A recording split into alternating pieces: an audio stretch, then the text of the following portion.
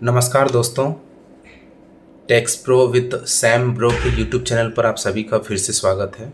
Very good afternoon. आज late आने के लिए बहुत माफ़ी चाहता हूँ, क्योंकि मुझे कुछ रिसर्च इन्फॉर्मेशन के लिए कुछ रिसर्च वर्क करना था। और रिसर्च वर्क में आप सभी को पता होगा कि कितना टाइम लगता है। और ये जो रिसर्च मैं लेके आया हूँ आप सभी के लिए, ये बहुत ही इन्फॉर्मेशन है जो आप सभी को जाननी चाहिए, जो भी रिफंड्स का वेट कर रहे हैं।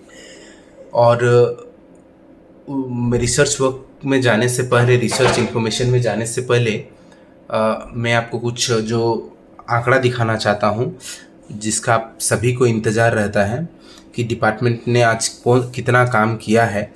तो आप जैसे देख पा रहे होंगे कि 13 अक्टूबर 2025 तक डिपार्टमेंट ने नंबर ऑफ रिटर्न्स जो फाइल हुए हैं 7,75,48,124 रिटर्न्स फाइल हुए हैं, जिसमें से वेरीफाई भी हो चुके हैं 7,37,90,032। और अभी तक जो रिटर्न्स हमारे पेंडिंग है वेरिफिकेशन के लिए, या तो ई वेरीफाई नहीं हुआ है, या सीपीसी बेंगलोर में गया नहीं है, उनको रिसीव नहीं हुआ है। अभी तक 37,58,092। और जो रिटर्न्स वेरीफाई हुए हैं, उन्हीं रिटर्न्स में से प्रोसेसिंग भी बहुत सारे हो चुके हैं। 6,31,93,991 इतना प्रोसेस हमारे हो चुके हैं। और जो अगर हम लोग प्रोसेसिंग की बात करें तो 85.64% अपना प्रोसेसिंग हो चुका है। जो हमारे जो यस्टरडे का जो डेटा था 85.48%, इसका मतलब ये है कि ओनली 0.16% का ही जो इजाफा हुआ है, उसमें आप देख सकते हैं अभी भी रिटर्न्स पेंडिंग फॉर प्रोसेसिंग है 1,05,96,041। इसका मतलब ये है दोस्तों कि अभी तक आपको और भी 1,05,00,000 लगभग 1,06,00,000 लगभग रिटर्न्स अभी भी प्रोसेसिंग होना बाकी है।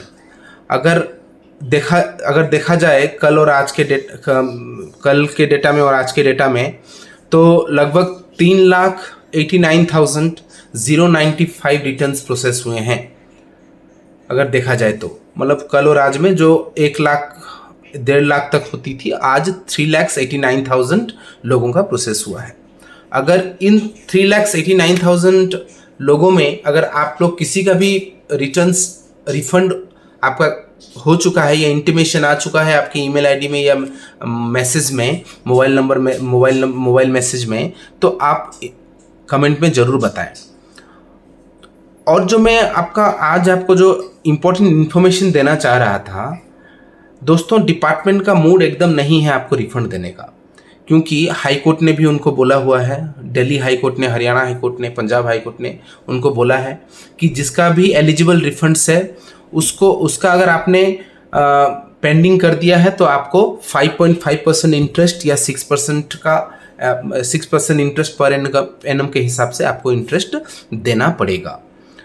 लेकिन जो आज का जो रिसर्च मैं आपको बताने वाला हूं दोस्तों, उसमें जो लास्ट फाइनेंशियल ईयर का था जो डेटा, कि लास्ट फाइनेंशियल ईयर में, जैसे कि फाइनेंशियल ईयर का बोलूं तो लास्ट असेसमेंट ईयर में 1 अप्रैल 2024 से 12 अक्टूबर 2024, जो लास्ट ईयर का इसी पीरियड का जो डेटा था, उससे लेकर 1 अप्रैल 2025 से 12 अक्टूबर 2025 का जो डेटा आया है, उसमें 16% रिडक्शन है रिफंड में। इसका मतलब यह है कि अगर आपको डिपार्टमेंट लास्ट ईयर 100 रुपीज़ देती थी रिफंड, तो इस बार इसी पीरियड में 84 रुपीज़ आपको मिला है। 16% मतलब 84 रुपीज़ आपको मिला है। अभी भी 16% का रिडक्शन है।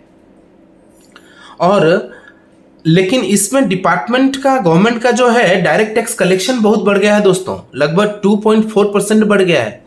जो लास्ट ईयर जो लास्ट इसी पीरियड में लास्ट ईयर इसी पीरियड में उनका 11.9 लाख करोड़ का था, वो इस पीरियड में 13.9 लाख करोड़ का हो गया, जो 2.4% बढ़ गया दोस्तों।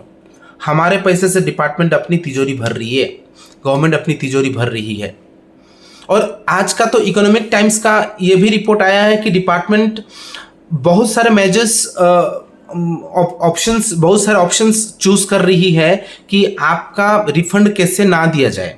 अगर कोई जैसे ऑटोमेटेड वैलिडेशन कर रही है और जो रिस्क असेसमेंट कर रही है सीपीसी में, उससे क्या हो रहा है कि आपका जो इनकरेक्ट रिफंड है, जो अगर गवर्नमेंट चाहेगी तो आपका एलिजिबल रिफंड्स को भी इनकरेक्ट कर देगी, ठीक है। और डिपार्टमेंट्स ये भी बोल रही है, जो टाइम्स ऑफ इंडिया की इंडिया में जो उन्होंने एक इंटरव्यू दिया है, ये बोला हुआ है कि आपका जो अगर कुछ थ्रेशोल्ड लिमिट है, अगर कुछ एक रिफंड का एक लिमिट उन्होंने सेट किया हुआ है, उस लिमिट से अगर ज़्यादा जाए, उस लिमिट से अगर एक्सीड हो, तो आपका रिफंड एडिशनल चेक्स के अंदर जाएगा। मतलब आपका रिफंड जो है वो एडिशनली चेक किया जाएगा इस बार। तो दोस्तों, अब तो मुझे लग रहा है दोस्तों कि गवर्नमेंट एकदम मूड में नहीं है आपका रिफंड देने के मामले में। और अब जो एलिजिबल रिफंड जिसके हैं उसको एटलीस्ट गवर्नमेंट को देना चाहिए। उससे क्या होगा कि आपके जो जितने भी ज़रूरी काम होते हैं घर में, किसी का मेडिकल का खर्चा निकल जाता है, किसी का शादी का खर्चा निकल जाता है, तो उस केस में आपको इंटरेस्ट की कोई परवाह नहीं होती है। एटलीस्ट आपका एलिजिबल जो रिफंड बनता है गवर्नमेंट को, उसको प्रोसेस कर देना चाहिए। अगर मैं ये बात भी बोलूँ, जो थ्रेशोल्ड लिमिट भी जो है, थ्रेशोल्ड लिमिट तक एटलीस्ट रिफंड, जैसे कि गवर्नमेंट ने अगर मान लीजिए कि 1 लाख तक का रिफंड थ्रेशोल्ड में रखा हुआ है कि 1 लाख के ऊपर अगर किसी का रिफंड है तो वो एडिशनल चेक्स में जाएगा, एटलीस्ट 1 लाख तक का रिफंड गवर्नमेंट को इशू कर देना चाहिए। यही मेरी गवर्नमेंट से रिक्वेस्ट है कि जल्द से जल्द हो सके लोगों का रिफंड इशू कर देना चाहिए। तो आज के वीडियो में मुझे जस्ट यही आपको बताना था कि गवर्नमेंट एकदम मूड में नहीं है आपका रिफंड प्रोसेस करने में। और रिफंड अगर प्रोसेस नहीं हो रहा है तो हम सभी को एक साथ होकर गवर्नमेंट को ये चीज़ बताना पड़ेगा। और अगर ये इन्फॉर्मेशन आपको अच्छा लगा तो आप इस इन्फॉर्मेशन को ज़रूर शेयर कीजिए और सब्सक्राइब कीजिए। और आगे इसी तरह का इन्फॉर्मेशन मैं डेली लेकर आऊँगा एवरी डे। जब तक एक भी आदमी का रिफंड रहेगा तब तक ये मेरा रिस्पॉन्सिबिलिटी रहेगा कि उस एक अंतिम आदमी तक वो रिफंड पहुँचे गवर्नमेंट का, अगर वो एलिजिबल है। तो इसी तरह के इन्फॉर्मेशन के लिए हमारे वीडियो को ज़रूर शेयर कीजिए, सब्सक्राइब कीजिए और बेल आइकन को प्रेस करना ना भूलें। थैंक यू, धन्यवाद, नमस्कार।